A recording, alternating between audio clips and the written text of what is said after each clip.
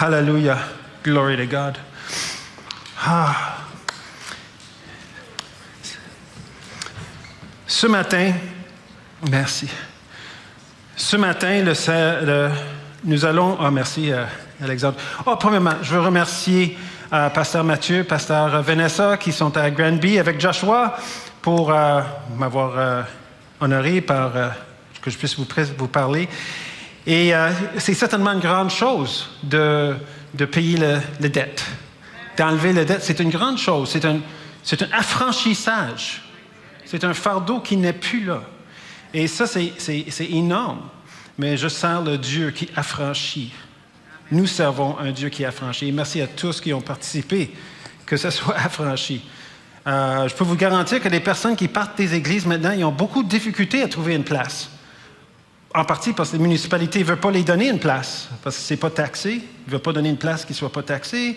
Donc, ça devient compliqué, mais vous avez une place. Nous avons une place. Et merci à l'apôtre Jean et pasteur Louise qui ont eu cette vision que vous avez suivie. Amen. Amen. Hallelujah. Et merci à ma chère épouse qui m'a accompagné ce matin, pasteur Lucie. Pasteur Louise, Lucie. Yes. OK. Hallelujah. Je crois que quand nous parlons de la parole,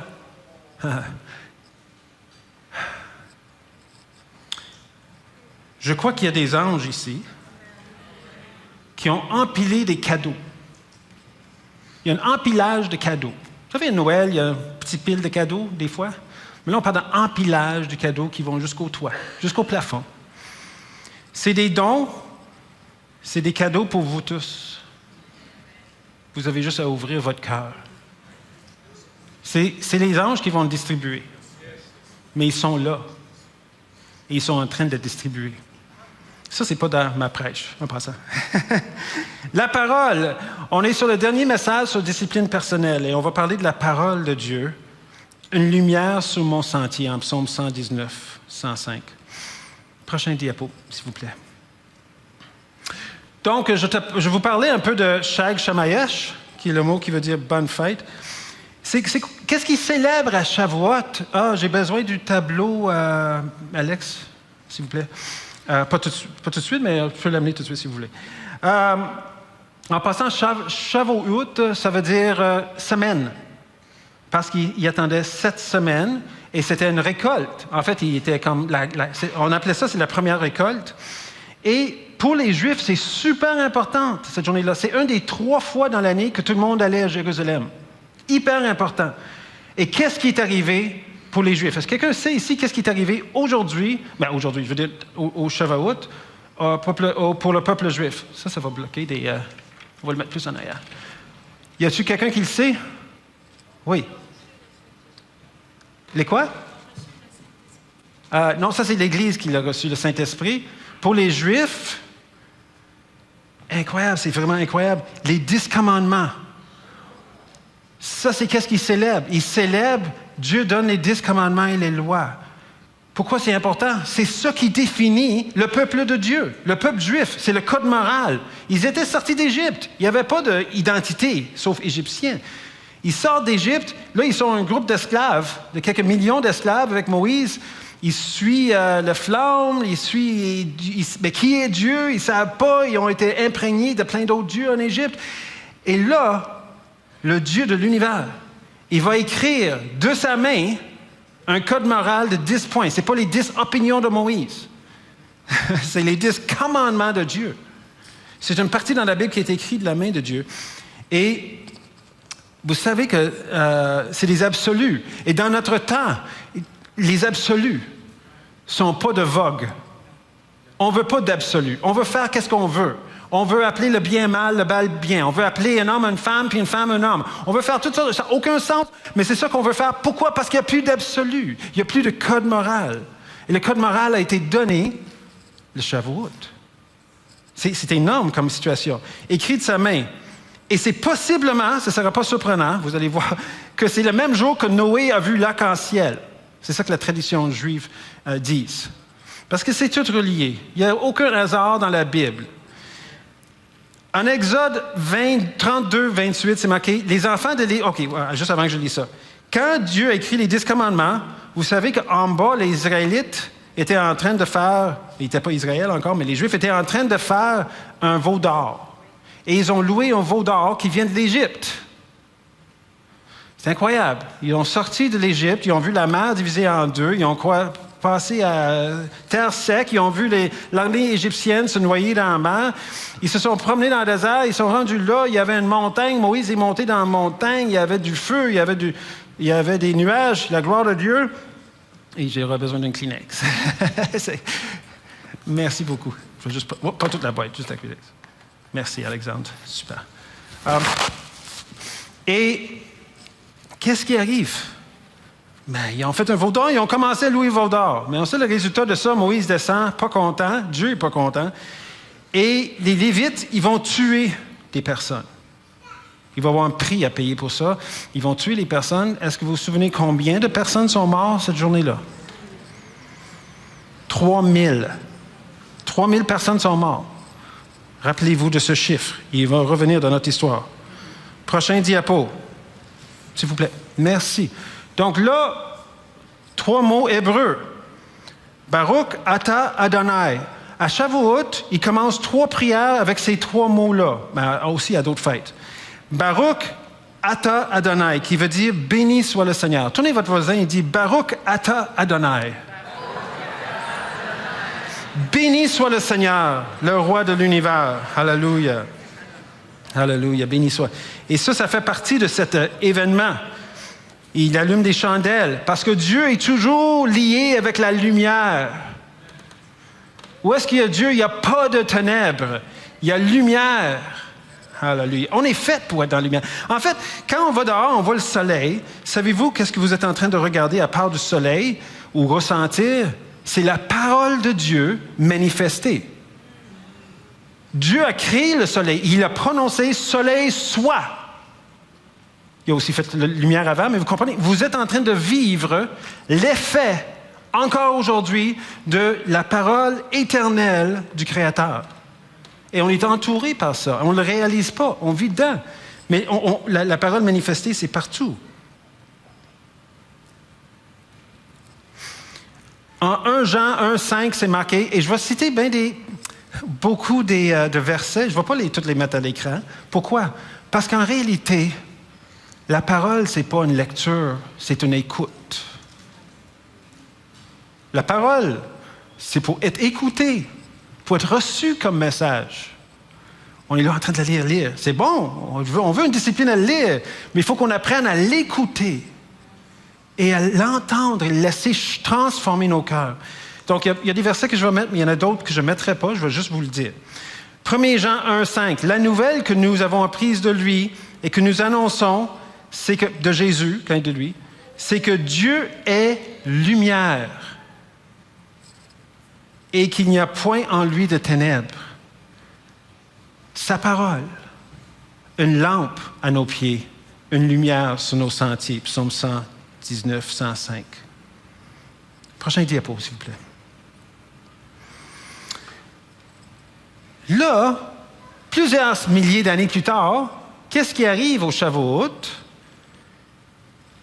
Qu'est-ce qui arrive, c'est qu'en Acte 2, 1, tu as le jour de la Pentecôte. Mais quand ils écrivent le jour de la Pentecôte, ils parlent du Pentecôte juive. N'est-ce pas? C'est des Juifs. Ils sont en train de célébrer Shavuot. Ils sont en train de célébrer quand les 10 commandements, quand la parole, le code moral, quand la parole était... C'est ça qu'ils étaient en train de célébrer ensemble, les 120 personnes dans la chambre haute. Ils étaient en train de célébrer et en train de se dire « Baruch Ata Adonai ». Allumer des chandelles. Ils étaient dans une chambre haute. Il n'y a pas d'électricité comme ici. Là. Et c'est marqué ici, le jour de la Pentecôte, ils étaient tous ensemble dans un même lieu. Et tout à coup, j'aime beaucoup les tout à coup. Quand il arrive tout à coup là, dans la Bible, attends-toi que c'est quelque chose qui arrive qui est fantastique. J'aime tout à coup. J'aime les tout à coup qui arrivent dans ma vie et dans la vie de ma femme. Et j'espère que vous viviez tous des tout à coup. Parce que les tout à coup nous transforment. On est là, puis tout à coup, on s'en va par là. Tout à coup, il vint du ciel un bruit comme celui d'un vent impétueux. Pas besoin, il n'y avait pas de système sonore, il n'y avait pas de système de glace sèche, rien de tout ça. Il était là, en train de prier ensemble, de louer, il n'y avait pas un orchestre. Ils étaient là, c'est sûr qu'ils attendaient que quelque chose arrive. Ils ne savaient pas qu'est-ce qui allait arriver. Jésus a dit, attends, je vais vous envoyer une puissance d'en haut. Puis ils sont là tous ensemble, mais ils sont en train de célébrer la fête que Dieu a donné, les 10 commandements, écrits les 10 commandements de Moïse. Tout à coup, il vient du ciel un vent impétueux, le bruit d'un vent impétueux et remplit toute la maison où ils étaient assis. Donc, premièrement, on les met tous debout, mais je crois que c'est après qu'ils ont été touchés qu'ils étaient debout, parce que tout le monde était assis. C'est écrit. Okay? Et des langues semblables à des langues de feu leur apparurent, séparés les uns des autres, et se posèrent sur chacun d'eux. Et ils furent tous remplis du Saint-Esprit et se mirent à parler en d'autres langues, selon que l'Esprit leur donnait à s'exprimer. Il y a tellement qui est arrivé ici. Quand Dieu a donné les 10 commandements, Shavuot, qu'est-ce qui est arrivé? C'est que le peuple juif, le peuple de Dieu, a été né. Quand Dieu donne le Saint-Esprit, même journée, qu'est-ce qui arrive? L'Église est née. Le peuple de Dieu élargi est né. Aucun hasard. Très planifié par le Saint-Esprit. Et il y a eu une prédication cette journée-là par Pierre. En acte 2, vous pouvez le lire. Il va prêcher et il y a un résultat de la prédication. C'est bon, on n'a pas toujours le résultat des prédications. Et là, il y en a eu un. Il y a 3000 personnes qui ont accepté le Seigneur, qui ont été baptisées. Ça, on parlait d'un baptême, là, 3000 dans une journée. Bon, ils étaient 11 disciples, il faudra qu'ils baptisent quelqu'un comme toutes les 8 minutes. 3000 personnes, comment on baptise ça? Vous comprenez? Tu n'as pas le temps de donner ton témoignage. Tu as 3000 personnes dans une journée. C'est incroyable. Et 3000... Ah, mais est-ce qu'on a entendu le chiffre 3000 avant? C'était où qu'on avait entendu ça? Attends, là, 3000, qu'est-ce qui est arrivé? Shavuot, le 10 commandements, veau d'or, 3000 sont morts, 3000 rentrent dans la vie éternelle. Dieu a vraiment tout accompli. Jésus a tout accompli à la croix et la malédiction était brisée. Mais s'il y a des flammes, il y a de la lumière, n'est-ce pas? Alléluia. Sa parole est une lumière sur nos sentiers. Ils ont commencé à faire quoi? Parler en langue. Quand tu parles, on proclame de quoi? Puis on sait qu'ils proclamaient la parole. Parce que les gens l'écoutaient, ils l'entendaient dans leur langue, mais c'était pas n'importe quoi qu'ils disaient. Ils disaient pas, hier, je suis allé à l'épicerie, puis j'ai acheté du pain sans levain, puis... Non, c'est rien comme ça. C'était en train de déclarer comment Jésus est le Messie, le Fils de Dieu. Ils étaient en train de proclamer la parole. Et les gens de partout, le diaspora, je veux dire, tous les Juifs qui étaient partout dans le monde, qui sont venus, pourquoi ils étaient là? Parce qu'il y avait 3 fois qu'ils venaient à Jérusalem, selon la loi. Ils sont là, ils entendent dans toute leur langue. Je prie vraiment que la manifestation de la Pentecôte soit relâchée ici. Je prie pour mon frère, parce qu'il a dit une personne. J'apprécie une personne, mais je veux 300 personnes remplies de l'Esprit, parce qu'on peut toujours être plus rempli de Dieu. Qui veut être rempli plus? Dans le nom de Jésus. Dans le nom de Jésus. Je veux vous parler de la parole de Dieu. Est-ce que la parole de Dieu... Ça vous dérange-tu? Là? J'ai une grosse affaire ici dans le moment. On va l'utiliser dans quelques minutes. La parole de Dieu. Est-ce que la parole de Dieu peut nous sauver? Vous allez dire oui. OK. Mais il y a différentes manières qu'on peut être sauvé. Prochain diapo, s'il vous plaît. Ici, c'est la Bible de Leslie Friston, de 1917, donc en Première Guerre mondiale. Il y avait 23 ans. On le voit dans l'image. C'est celui qui a le cercle blanc autour. Il était sur un lit d'hôpital quand un avion allemand est venu avec une mitraillette, mitrailler l'hôpital, la tente de l'hôpital, avec le gros croix dessus et tout. Et naturellement, les balles passaient à travers. Et il y en a 2 qui ont frappé sa Bible et ça a arrêté l'effet secondaire que les balles auraient produit s'il aurait frappé qu'est-ce qui était à côté de lui. Et il serait peut-être mort ou en tout cas très handicapé. Et les Bibles ont passé dans la Bible. Donc la Bible lui a sauvé, la parole de Dieu lui a sauvé la vie. Prochain diapo. Un autre, je prends quelques exemples ici. OK. Georges, le soldat Georges Vinal, de 1917 aussi. Lui avait une Bible, il a survécu la guerre à cause de la balle, est allé directement dans sa Bible qu'il avait sur lui. Prochain diapo. La balle est arrêtée sur Isaïe 49:8. Je t'ai secouru au jour du salut, je te garderai. Alléluia. Lui, il est devenu missionnaire à cause de ça. Il y avait sa Bible. Et il y en a plein d'exemples. La Bible. On peut dire que la parole de Dieu les a sauvés, n'est-ce pas? Mais je pense que nous devrions aussi voir peut-être qu'est-ce qui arrive quand la parole de Dieu est en nous. Donc là, je vais au prochain diapo. Donc, cette famille-là, la famille de David Eubank. David Eubank, c'est un soldat américain. Il travaillait plus en Turquie, mais il était appelé à travailler avec un groupe, ce qu'on appelle le Burma Task Force, puis ils sont appelés à aller en Irak. Et David a vu de ses propres yeux les mots, M-A-U-X, les mots de Daesh. Daesh, ici, on l'appelle plus ISIS, mais ISIS, mais c'est Daesh. Les musulmans qui sont avec le djihad.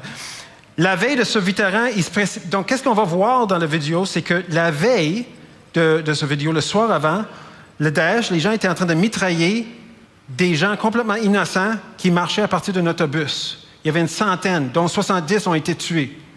Le matin, ils voient qu'il y a des survivants dans la pile de corps. Ils sont encore en train de sous les fusils. Et David et son groupe n'étaient pas capables de les aider où est-ce qu'ils étaient. Ils ont vu les gens morts, mais le lendemain matin, et je vais vous montrer la vidéo, ils ont vu qu'il y avait des survivants qui étaient adossés contre un mur pour qu'ils ne peuvent pas être tirés dessus, mais ils étaient pris là. Et au cours de la bataille, David, qui était chrétien, il y a un verset qui est venu dans son cœur, le verset Jean 15, 13, qui dit « Un plus grand amour n'a pas d'homme que cela, qu'il a couché sa vie pour ses amis. » OK? Et la prochaine chose que vous savez, la prochaine chose qui va arriver, c'est que le vétéran, ce vétéran-là, tu vas le voir, il va toucher l'épaule de les deux gars qui étaient avec lui pour qu'il le couvre. Là, on ne parle pas d'un film de Hollywood, là, où est-ce que ce n'est pas des vraies balles. On parle le gars, il va sortir avec des balles qui sont tirées sur lui pendant que d'autres tirent sur eux pour faire diminuer le nombre de balles, et parce qu'il a vu une petite fille.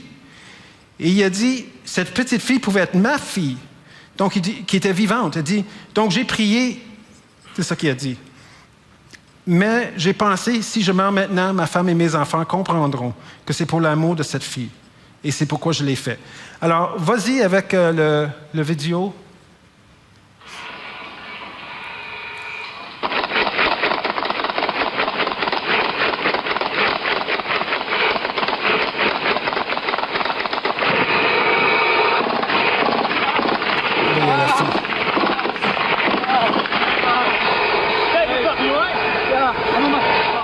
Unbelievable moment. So the man who made that dramatic rescue is David Eubank. He's a...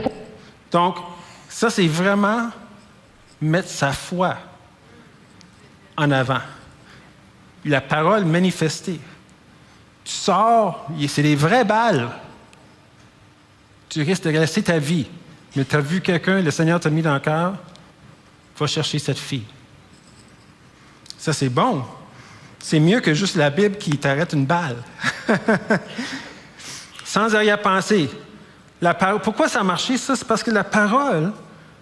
Pourquoi il a pensé ce verset-là? C'est parce que la parole était à l'intérieur de lui. Et c'est ça qu'on est en train de parler ce dimanche. Le Saint-Esprit est descendu en nous, mais il faut que la parole réside en nous pour que les versets puissent venir et monter. Si on n'a jamais lu, si on ne lit pas la parole, si on ne prend pas le temps d'écouter la parole, mais comment on va être dans des circonstances où on a besoin qu'ils agissent dans notre vie? Prochain diapo, s'il vous plaît.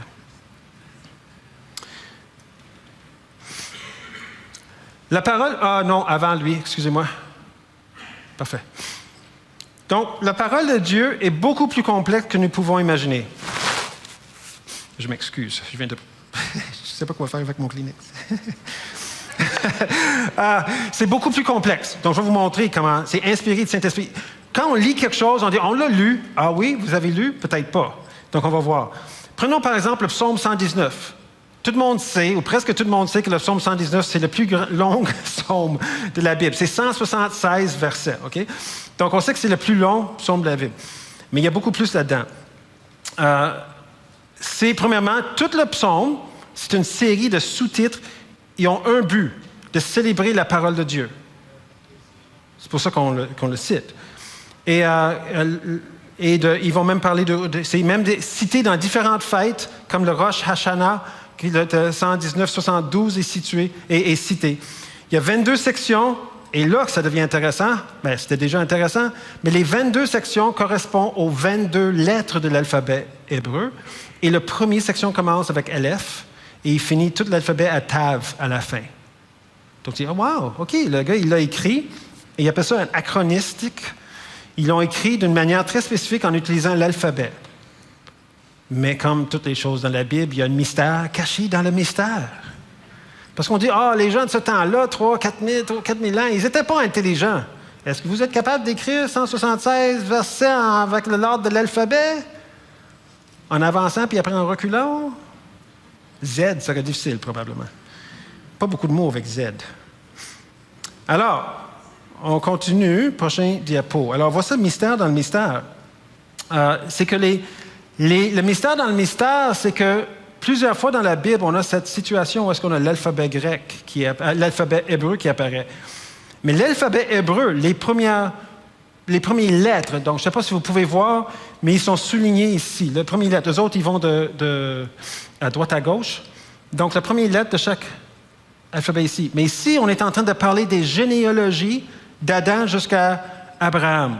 Dans la Bible, vous savez, les sections, vous dites, c'est plate lire ça, les généalogies. Attends, c'est parce que vous n'êtes pas hébreu.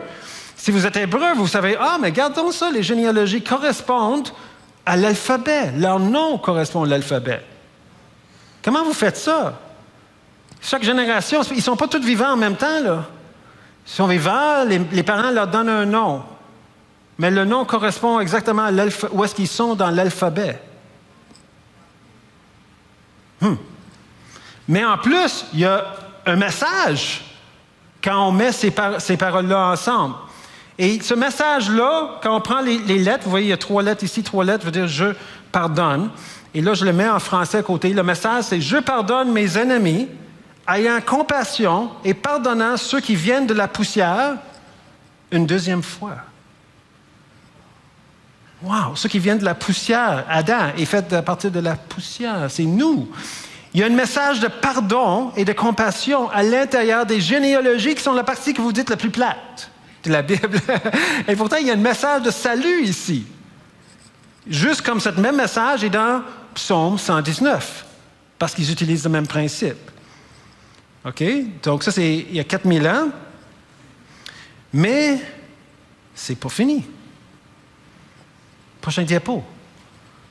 On peut rediviser les mêmes paroles, les mêmes lettres, la même suite de lettres. Il y a un autre message caché qui est ceci.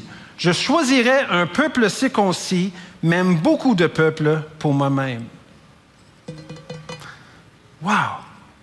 Ça vaut la peine d'étudier la parole, de prendre le temps d'apprendre plus que juste le lire. L'écouter, c'est bon. Il est en train de parler en fait, il y a encore plus. Si on prend les 72 généalogies d'Adam jusqu'à Jésus, puis on prend le sens de leur nom. Qu'est-ce que leur nom veut dire? Vous savez, dans la Bible, il dit telle personne, leur nom veut dire ça. Mais là, il faut les mettre ensemble. Si on les met ensemble, il faut prendre plusieurs généalogies pour le faire. Vous avez quoi? Je vais vous lire juste le premier puis le dernier section.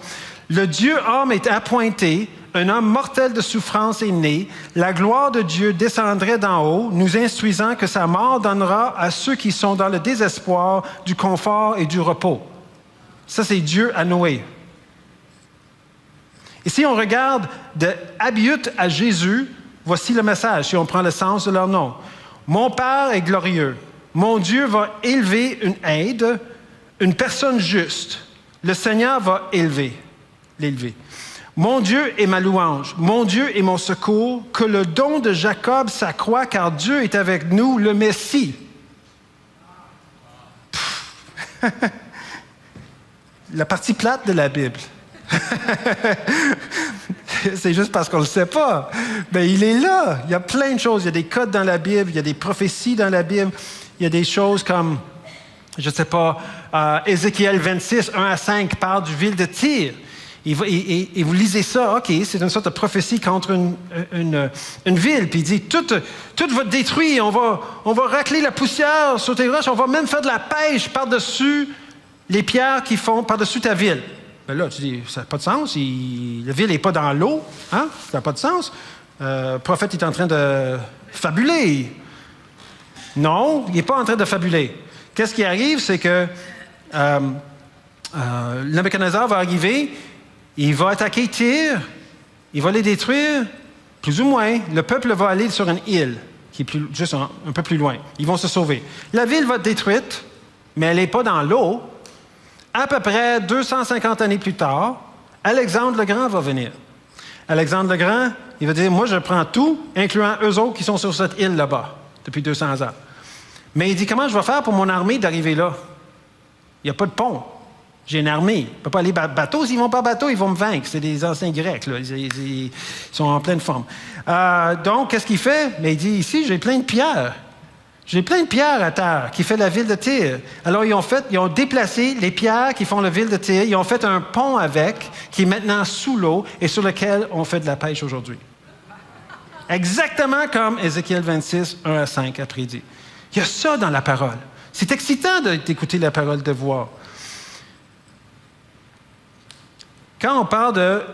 prochain diapo, excusez-moi. Psaume 27, 1. Je fais un petit survol, on saute un peu par la parole, mais juste pour vous donner le goût. Okay, le goût de lire la parole, le goût d'explorer. Kairos, il y a des cours sur la parole, vous pouvez apprendre aussi. Il y a beaucoup d'informations, mais il faut prendre le temps. Psaume 27, 1. L'Éternel est ma lumière et mon salut. Bon, ça a l'air simple. Qu'est-ce que ça veut dire? Ici, le mot lumière, d'abord, le mot grec, est utilisé dans le même sens que logos. Logos, qui est utilisé comme parole en Jean 1.1. Quand Jean dit, et Jean l'utilise exprès, en faisant référence à ça d'ailleurs, car logos pour les Juifs était l'équivalent d'abord, et il fait référence en fait à Genèse 1. La parole qui est tout créé. Logos, la parole. Et Dieu va dire, dans Genèse 1, 10 fois, Dieu dit que la lumière soit. Dieu dit. Vous regarderez, là, c'est marqué Dieu dit. La parole de Dieu crée. Il a fait 10 fois. Il y a combien de commandements? 10. Aucun hasard. Aucun hasard. C'est 10 paroles de Dieu pour nous, les 10 commandements. Juste comme il y a eu 10 paroles au début. Prochain diapo. Psaume 119, 105. Alléluia. On retourne sur 119.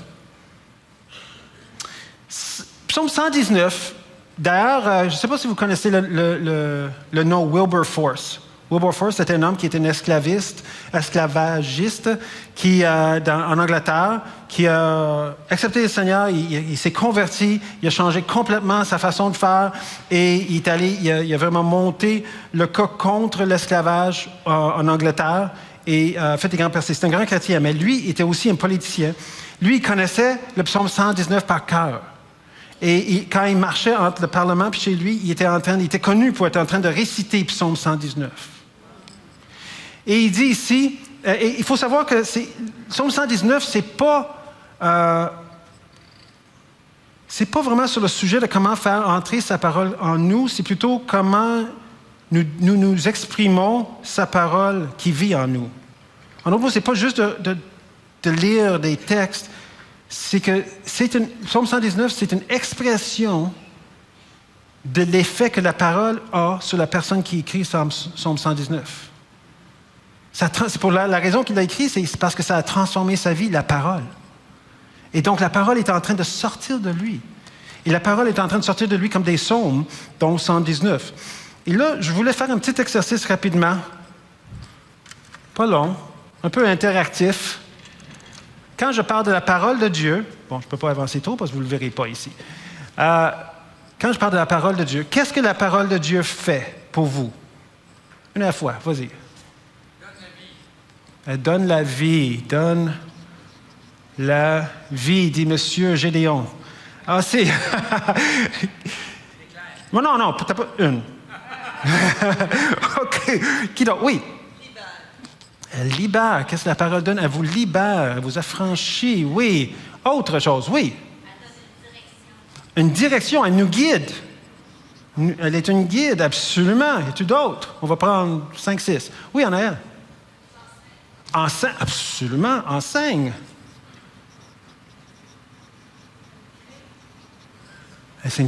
Elle crée. C'est un... Tu dois... Oh, oui. Dis plus fort parce que j'entends. Peux-tu le dire pour moi? Exhorte. Oui, enseigne, exhorte. Je vais le mettre dans la même ligne. Exhorte. J'ai vu une main là-bas. Non, attends. Après toi. Oui. Elle nous comment? Réveille. Révèle. Elle nous révèle. OK. Il y a une révélation. Absolument, il y a des révélations dans la parole. Il y a des révélations, c'est certain, et oui. C'est pas, avec tout le bruit, on n'entend pas quoi. Permet d'avoir la confiance en Dieu. Ça bâtit la confiance en Dieu. Oui, absolument. Confiance en Dieu. Bon. Et la liste peut continuer. Qu'est-ce qu'il y a? Guéri. OK. Avant le dernier, j'ai plus d'espace. Elle nous guérit. C'est une guérison. Hallelujah. Elle fait beaucoup plus que ça, comme vous pouvez imaginer. Mais ça vaut la peine d'investir. Si quelqu'un vous dit, moi, j'ai un produit à vous vendre qui vous donne la vie, qui vous libère, qui vous guide, qui vous enseigne, qui vous crée, qui donne la révélation, confiance et guérir, penses-tu que tu vas l'acheter? Wouh! Il me semble que c'est vendeur, ça. Alors, je pense que ça vaut la peine de prendre du temps. Prendre du temps. Le mien est un peu battu, là. Je lis le téléphone plus maintenant. Et on peut... Donc, on peut... Alors, qu'est-ce qui est arrivé quand la parole a été donnée, quand les 10 commandements de Shavuot, quand ça a été donné? On sait que Moïse était sur la montagne 40 jours, 40 nuits. Il est descendu avec les 10 commandements. Qu'est-ce qu'ils ont remarqué concernant Moïse? Si vous ne savez pas, vous devez aller le lire en Exode. Son visage luisait. Parce que quand on est dans la présence de Dieu, on va le refléter. Oh, puis on va refléter de la lumière. J'ai vu, et vous avez sûrement vu, des personnes qui reflètent des ténèbres. Ils sont sous oppression, ils sont liés, vous n'avez pas besoin de leur parler. C'est noir, on va dire c'est noir autour d'eux, ils sont sombres, c'est ténébreux. Mais quand quelqu'un est rempli de l'Esprit, hallelujah, quand l'Esprit de Dieu habite en moi, et que la parole de Dieu est là pour exprimer envers Dieu sa gloire, il y a une lumière qui se voit. Naturellement, il y a les promesses de Dieu, hein? En Deutéronome 9:5. C'est pas à cause de ta justice et de la droiture de ton cœur que tu entres en possession de leur pays. C'est ça que Dieu leur dit aux Israélites. Mais c'est à cause de la méchanceté de ces nations que l'Éternel Dieu les fait chasser devant toi. Et c'est pour confirmer quoi? Pour confirmer la parole que l'Éternel a jurée à tes pères. Quand Dieu dit quelque chose, c'est fait. C'est éternellement fait. Si Dieu parle dans votre vie, c'est fait. C'est fait. Alors vous dites, mais j'entends pas Dieu. Mais commence par lire la parole pour savoir comment il parle.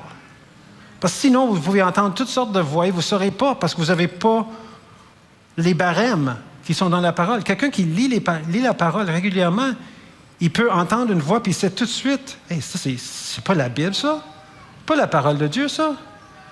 C'est pas le Dieu que moi je connais, ça. dans la parole.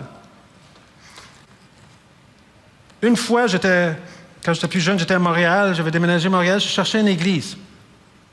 Et j'ai dit au Seigneur, qu'est-ce que je dois demander? Puis le Seigneur m'a dit, mais que ça correspond à ma nature. J'ai dit, OK. Et qu'est-ce qui était sur mon cœur? C'était la guérison. La guérison physique. La parole dit que par ces meurtrissures, nous avons été guéris. Est-ce qu'on est d'accord? 1 Pierre 2, 4. Par ces meurtrissures, nous avons été guéris. Pas nous serons peut-être guéris, pas ça va nous apprendre si on est malade plus longtemps, Dieu peut nous apprendre quelque chose. C'est marqué qu'à la croix, Jésus a payé pour mon salut et il a payé pour ma guérison. Psaume 103 dit, j'ai envoyé ma parole et ça les a guéris de toutes leurs maladies. Toutes, ça ne veut pas dire qu'il y a quelque chose, stage 4, cancer a été mis de côté. N'est-ce pas? C'est pas ça qui est mis. Je les ai guéris. Vous savez, il y a juste, j'ai parlé peut-être à, je ne sais pas, 4, 5 églises. Il y en a juste une église qui était prête à dire c'est toujours la volonté de Dieu de guérir. Ça ne veut pas dire qu'on est toujours guéri, mais c'est toujours sa volonté qu'on est guéri. Juste, c'est comme toujours sa volonté qu'on soit sauvé. L'église d'Alberto Carbone, à Montréal. C'est la seule église, le secrétaire, Francine, comment elle s'appelait? Francine, en tout cas. Et est avec le Seigneur aujourd'hui, mais elle a dit, j'ai demandé, qu'est-ce que vous croyez? Est-ce que c'est toujours la volonté de Dieu de guérir? Elle a dit, absolument, c'est toujours la volonté de Dieu de guérir. M'en va chez vous. C'était vite. Et c'est la raison en partie qu'on est ici. Parce que cette Église croit la parole de Dieu exactement comme qu'elle est écrite. Et c'est difficile de trouver des églises où on croit la parole comme qu'elle est écrite. Ils font toutes sortes d'interprétations, manigances, ils essaient de rendre ça pour que ça soit plus acceptable. Ils mettent l'évolution dedans, ils disent on va ajuster avec la science, peut-être la Terre a des milliards d'années, mais la Bible ne parle pas de milliards d'années. Marc 10, 6, si on connaît la parole, Jésus dit lui-même, Dieu a créé l'homme et la femme au commencement. Donc là, Dieu, ça ne fait pas des milliards d'années. C'est là écrit, c'est même les paroles de Jésus. Et on commence à trébucher sur la foi, et là, finalement, on ne croit plus dans Adam, et finalement, on devient une sorte de club social. Parce que la parole n'est pas là, parce que les gens ne le lisent pas, ils ne le croient pas. C'est juste un texte moral intéressant, narratif. Non! C'est des paroles pour nous. Quand vous êtes en train de lire un verset, quand vous êtes en train de lire un chapitre ou lire une partie de verset, vous devez faire plusieurs choses en le lisant. Premièrement, priez que le Saint-Esprit vous révèle qu'est-ce qui est dans le verset pour vous. Deuxième chose, relis-le quelquefois. Parce que dans les histoires, pas toujours, mais dans les histoires, vous allez avoir la possibilité de lire ce que l'auteur écrit, souvent l'acteur lui-même, mais aussi, qu'est-ce qui arriverait si j'étais le serviteur du prophète? Comment j'aurais l'air? Refaites l'histoire dans votre pensée et essayez de jouer les différents auteurs, comme si vous êtes dans l'histoire de Jésus qui se fait crucifier. OK, là, je suis le soldat. Comment ça aurait l'air d'être le soldat? Repensez à l'histoire, vous allez voir, il y a des révélations que vous allez dire, ouf! Puis, ouais, qu'est-ce qui est arrivé là? Pourquoi la personne a dit telle chose? Pourquoi Jésus a demandé à un aveugle, que veux-tu que je fasse? Come on! Que veux-tu que je fasse? Il est aveugle. Pas compliqué. Et c'est des choses qu'on devrait se poser la question. Jésus, que veux-tu que je fasse? T'es Jésus, t'es le Fils de Dieu, tu sais exactement qu'est-ce qu'il veut. Mais il avait besoin de le faire. Parce que il fallait que l'homme qui est aveugle soit conscient qu'une fois guéri, sa vie va changer. Il ne sera plus capable de mendier, il faut qu'il change de job. Hein? Il faut qu'il change de job. Il faut qu'il y aura plus son manteau de mendiant. Là, il est aveugle. Tu dis, hey, c'est super, oui, mais lui, il ne sait pas comment ne pas être mendiant et ne pas être aveugle. Que veux-tu que je fasse? Tu veux-tu vraiment être guéri? Il y a des gens qui viennent avant qu'on prie pour eux, et des fois, c'est comme, tu veux-tu vraiment être guéri? Parce que si tu es guéri, là, tu n'auras pas toute l'attention que tu as sur toi dans le moment. Tu n'auras pas tout genre des pleurs pour toi. Hein? Tu ne pourras pas faire ton pitié, tout le monde. Viens vers moi, toute l'attention, je suis malade. Non. La parole dit qu'on marche dans la guérison. Que Dieu a payé cette guérison. Prochain verset. Prochain diapo, je veux dire. OK, on va lire Jean 1, qu'on avait fait référence, juste à 5, Jean 1 à 5, c'est super ici. Au commencement était la parole. On parle de la parole qui est une lampe à nos pieds. Au commencement était la parole était avec Dieu, la parole était Dieu. Qui est la parole ici? C'est clair, Jésus, Yeshua. Elle était au commencement avec Dieu, le Père. Toutes choses ont été faites par elle et rien de ce qui a été fait n'a été fait sans elle. Hallelujah. Vous avez besoin vous avez besoin des idées nouvelles. Jésus sait comment le faire. Il a fait tout l'univers. En elle, la parole était la vie, et la vie était la lumière des hommes. Et la lumière a lui dans les ténèbres, et les ténèbres ne l'ont pas reçue. Et si on saute à verset 9, il définit c'est qui? La véritable lumière qui éclaire tout homme était venue dans le monde. Ici, c'est clair. Pas juste n'importe quelle lumière. La vraie lumière. Dis à ton voisin, vraie lumière. Pas n'importe quelle sorte, pas un petit LED, c'est pas... Non. La vraie lumière du monde. Une lumière, ça éclaircit, ça donne un guide. Ça, c'est vrai, ça, c'est faux. Les gens sont tous confus parce qu'ils ne savent pas qu'est-ce qui est vrai et qu'est-ce qui est faux. Jésus définit qu'est-ce qui est vrai et qu'est-ce qui est faux. Hallelujah. Sans avoir du jugement. Jésus est amour. Mais ça, c'est vrai. Ça, c'est pas vrai. Et il définit dans sa parole. Mais si vous ne lisez pas la parole, vous ne saurez pas. Donc, Jésus est quoi? Jésus, selon ça, c'est la parole de Dieu manifestée. N'est-ce pas? Et vous avez compris ce que je viens de dire? Jésus, il est la parole de Dieu. La parole de Dieu, c'est ça. Manifestée en chair.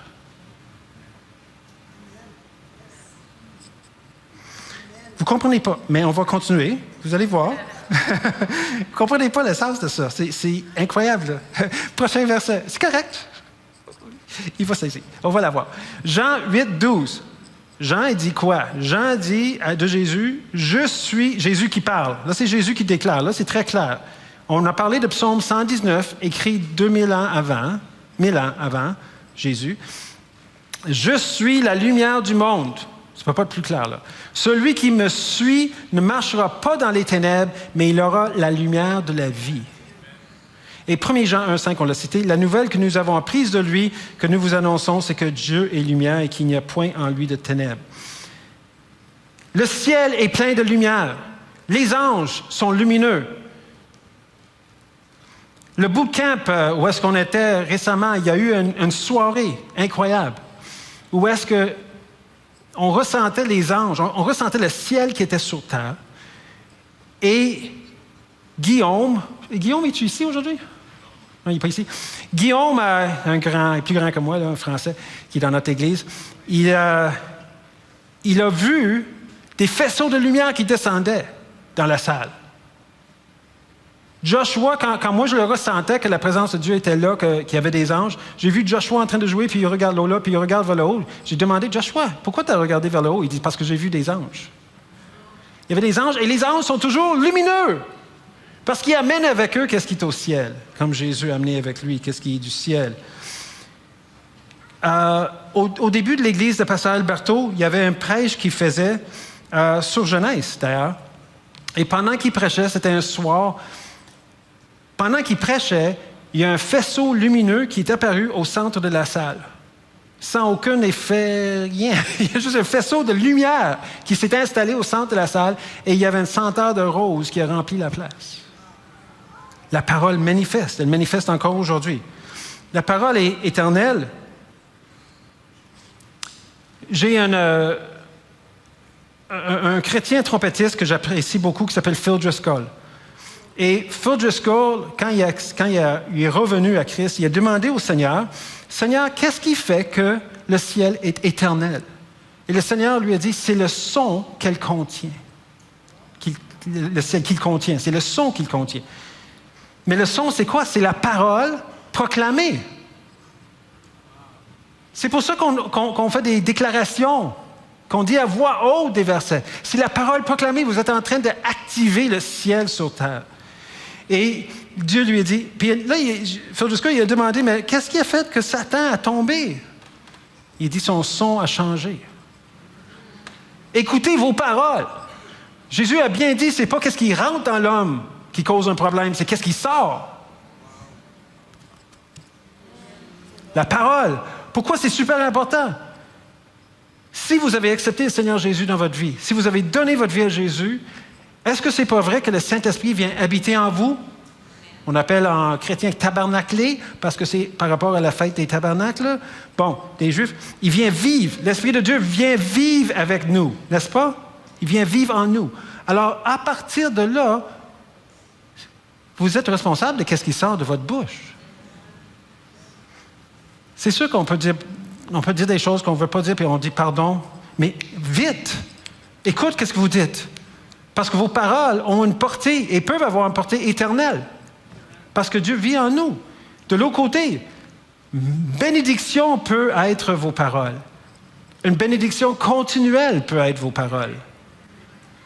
Pourquoi pensez-vous qu'il a dit « Priez pour les malades pour que vous soyez guéris » ? Parce que cette bénédiction sort et il y a un effet sur nous. Alors encore là, ce n'est pas une question de juste lire la Bible, mais c'est une question de l'écouter, écouter la voix du Saint-Esprit pendant qu'on est en train de le lire. Et quand on fait ça, c'est là que le Saint-Esprit commence à manifester. Changeons notre manière de lire la parole comme étant un devoir. C'est une opportunité. Je viens de vous vendre une opportunité. Lire la parole. Prends le temps. Oui, il y a des sections, les généalogies, je vais vous montrer des choses, mais vous le savez, vous ne verrez pas si vous êtes hébreu. Il y a des sections qui sont, vous n'avez pas besoin de vous forcer à lire toutes les généalogies en nombre. Ça, c'est leur histoire de famille. Vous pouvez sauter les parties. Va aux parties qui te parlent, que le Seigneur dit, puis là, lis-le au complet. Et lis-le multiples fois. Parce que vous allez découvrir des choses en lisant. Je connaissais un homme qui a dit, moi, je vais lire les proverbes tous les jours. Une proverbe, il y a 31 proverbes, 31 journées. Il dit, je lisais ça, puis il dit, à mon travail, chaque jour, il y avait quelque chose qui s'appliquait avec les proverbes, le chapitre que je venais de lire, pendant 31 jours. La parole qui devient vie en nous. Prochain diapo. Merci. Donc, Jésus est ressuscité. Jésus, la parole manifestée. Et il apparaît, puis il parle avec deux disciples. Et on sait qu'est-ce que les disciples ont dit après que Jésus s'est montré. Ils ont parlé avec lui, ils ne se sont pas rendus compte qui il était. Je ne sais pas comment on fait ça, mais c'était la situation. Et il dit quelque chose de très intéressant. Ça, c'est en Luc 24, 27. Puis, commençant par Moïse et tous les prophètes. Moïse, Genèse, la Genèse jusqu'à Deutéronome, puis les prophètes, c'est tout ce qui suit. Il n'y avait pas le Nouveau Testament. Jésus est le Nouveau Testament. Il n'était pas là encore.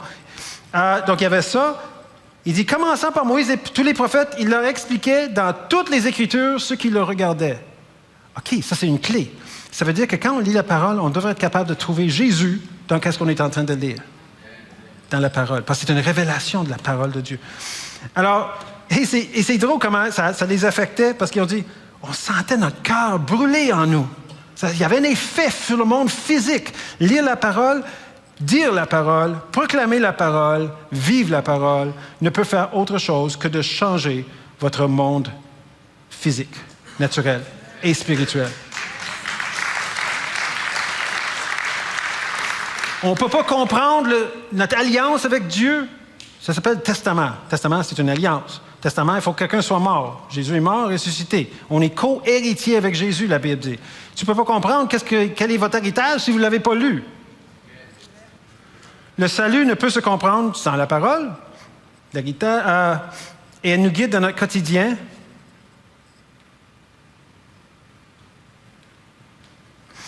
C'est aussi marqué, il dit d'autres choses. Il dit qu'en Luc 24, 31, « Alors leurs yeux s'ouvrirent et ils reconnurent, mais il disparaît devant eux. » Ils vont le reconnaître. On va reconnaître Jésus. On va voir. Et on a besoin de quoi? Il y a des gens, il y a plein de professeurs dans les universités, etc., qui ont lu la Bible. Ils n'ont rien compris. Ils n'ont rien compris. Ils ne pouvaient pas. Vous êtes privilégiés d'avoir le Saint-Esprit qui nous guide à comprendre qu'est-ce qui se passe. Et on a des cours pour aider, parce que c'est sûr qu'il y a des personnes qui ont fait des recherches, l'archéologie, les prophéties et sciences et autres. Et En Luc 24, 32, il dit ceci. « Et ils se dirent l'un l'autre, les deux disciples, ils dirent, « Notre cœur ne brûlait-il pas au-dedans de nous lorsqu'il nous parlait en chemin et qu'il nous expliquait les Écritures? » Wow, Jésus prenait la peine d'expliquer lui-même à partir des Écritures. Est-ce que c'est important qu'on lit les paroles? Vraiment important qu'on prenne du temps à le lire. Même si c'est juste un chapitre par jour. C'est un chapitre par jour. Prochain diapo. 2 diapos. OK, c'est ça. La parole a des bénédictions. Celui qui médite la parole de Dieu, tout ce qu'il fait lui réussit. Psaume 1, 2, verset 2, 3. Psaume 1, heureux. L'homme qui ne marche pas selon le conseil des méchants. Il dit que tout ce qu'il fait lui réussit.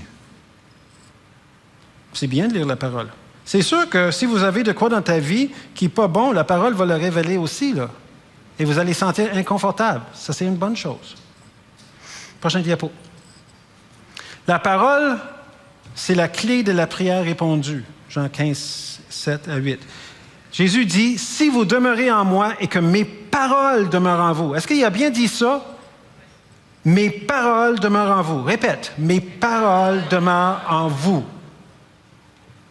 Il dit, « Si vous faites ça, demandez ce que vous voudrez et cela vous sera accordé. » Nous, on veut demander n'importe quoi. Les paroles ne vivent pas en nous et on s'attend que Dieu le fasse comme une sorte de Père Noël. C'est pas comme ça que ça marche, Jésus l'a dit. Il dit, « Si vous demeurez en moi, et que mes paroles demeurent en vous. » Mais il va falloir que vous preniez le temps de lire la parole pour qu'il demeure en vous. Mais vous mettez maintenant sur l'Internet, tu peux avoir des gens qui le lisent comme 24 heures sur 24. Tu mets ça sur YouTube, tu peux l'écouter. Même pendant qu'on dort. Et Jean 15, 8, il dit, « Si vous portez beaucoup de fruits, c'est ainsi que mon Père sera glorifié et vous serez mes disciples. » Alors, comment peut-on faire pour que les paroles demeurent en vous? Prochain diapo. Je finis avec ça. Ça, c'est Pasteur Alberto Carbone. Il est venu ici quelques fois. J'ai beaucoup de respect pour la foi, le don de la foi qui est avec Pasteur Alberto Carbone. J'étais dans son église pendant 8 ans. J'étais sur l'administration. Et j'ai un écho dans le micro, soudainement. Merci, Seigneur. C'est parce qu'il y a plus que moi ici. Merci, Seigneur. Alors, moi, j'ai dit, on va parler sur la parole. J'ai dit, je vais appeler Pasteur Carbone, puis je vais dire, Pasteur Carbone, j'ai une question pour toi, parce que je donne un message sur la parole. Est-ce que vous voulez savoir qu'est-ce qu'il m'a dit? T'es pas sûr? Oui, je vais aller chez eux, ils ne sont pas très loin de chez moi. Je peux leur dire. Y en a-tu qui veut entendre qu'est-ce que Pasteur Carbone dit? Oui, OK. Bon, la question, je voulais, est-ce que vous avez vu comme vraiment la parole, donne-moi des exemples, la parole se manifeste dans votre vie. Mais il dit, premièrement, il faut reconnaître que Hébreux 11, 1, c'est, le verset, il dit ceci, « Or, la foi est une ferme attente des choses qu'on espère. » Mais il y a une deuxième partie, une démonstration de celles qu'on ne voit point. Si on a la foi sans démonstration, on n'a pas accompli, Hébreux 11, 1 n'est pas accompli, là. On a juste de l'espérance. Pas mauvais, l'espérance, mais c'est mieux. Démonstration. Est-ce qu'on est d'accord? Alors, Pasteur Carbone, il attend que Dieu fasse une démonstration. Il attend que Dieu fasse une démonstration. Et parce qu'il dit, la parole dit, le Seigneur travaillait avec eux. Il ne nous a pas laissés seuls.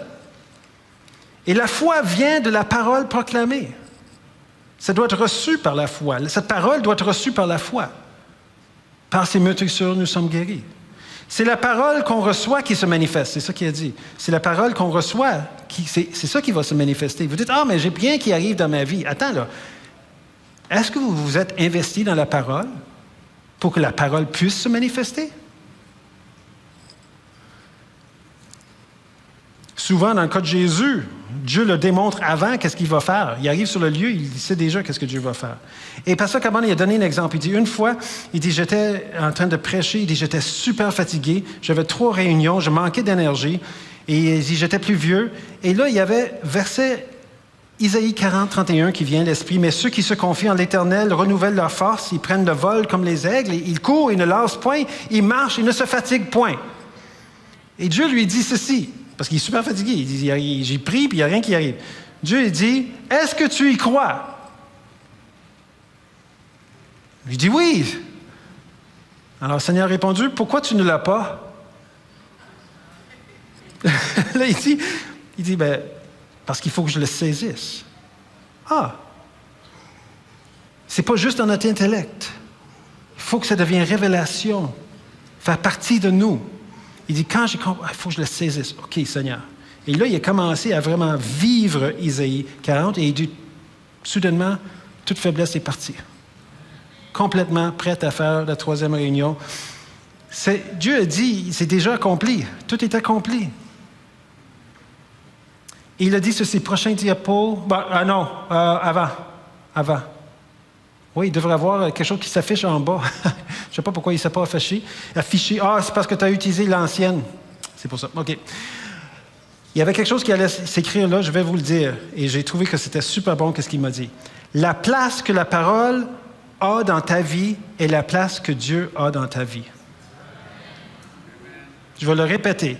La place que tu donnes à la parole dans ta vie, c'est la place que tu donnes à Dieu dans ta vie. Réfléchis. Et j'ai demandé à Pasteur Carbone, donne-moi 2 versets, tes 2 versets favoris. On a tous des versets. Quels sont les versets? Et c'est intéressant, qu'est-ce qu'il a dit? Prochain diapo. Il dit, j'ai 2 versets. Le premier, c'est en Jean 19, 30, où Jésus dit, tout est accompli. C'est la base. C'est la base de tout ce qu'on vit, de notre foi. Tout est accompli. Si on peut juste rentrer dans ça, que tout est accompli sur la croix, on est sauvé. Je suis dans le trouble. Non. Jésus dit, tout est accompli. Tout est accompli. C'est payé. C'est fini. Il a tout fait. Vos péchés sont pardonnés. La capacité d'être complètement délivré, c'est tout fait à la croix. La capacité d'être guéri, c'est payé. C'est fait. Moi, je vous dis, là, pendant que je suis en train de déclarer ce que la parole dit, il y a des guérisons qui sont en train d'arriver dans cette salle. Je sais. Parce que je déclare.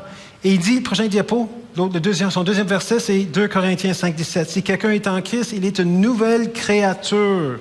Les choses anciennes sont passées, voici les choses sont devenues nouvelles. Il dit ça, là, il dit, pour moi, c'est la transformation pour moi. Toutes choses sont devenues nouvelles. Mais elles sont devenues nouvelles comment? Par la parole proclamée. Dernier diapo.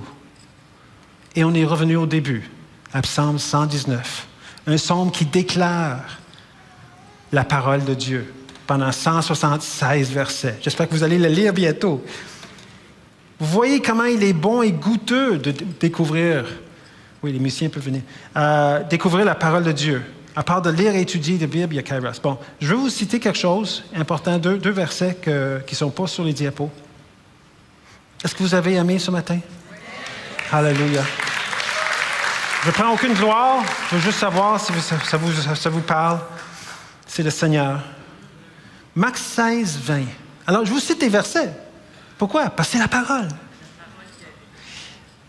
Moi, j'aimerais entendre plus la parole que juste si je te raconte une histoire. Témoignage, c'est bon, mais la parole de Dieu, ça va transformer. Si je vous raconte une histoire, ça m'a transformé. Ça ne vous transforme pas nécessairement. Si je vous dis la parole de Dieu, ça peut vous transformer.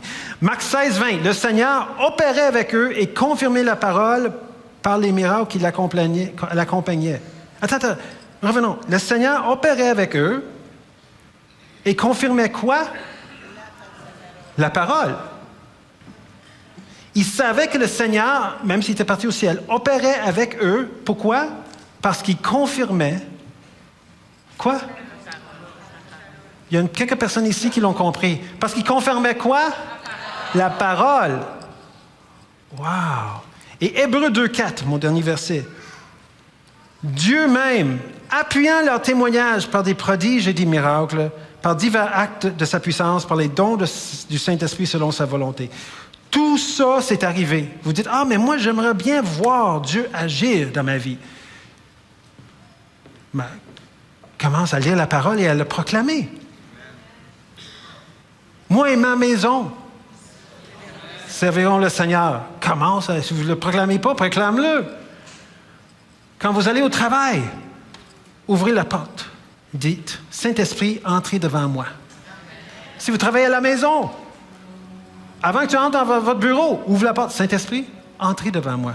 Vous avez la première place. Et ce matin, la Pentecôte, ce matin où est-ce que non seulement la parole proclamée Jésus a dit, attends que je vous envoie une puissance, mais comment il a fait ça? Pourquoi ils étaient en train d'attendre? Parce que Jésus l'a proclamé. Il a dit, attends, ils ont écouté. La parole de Dieu, c'est attendre, jusqu'à temps qu'une puissance. Et là, la puissance est descendue. Et là, Pierre était rempli de plein de paroles et des milliers de personnes sont venues au Seigneur. Alléluia.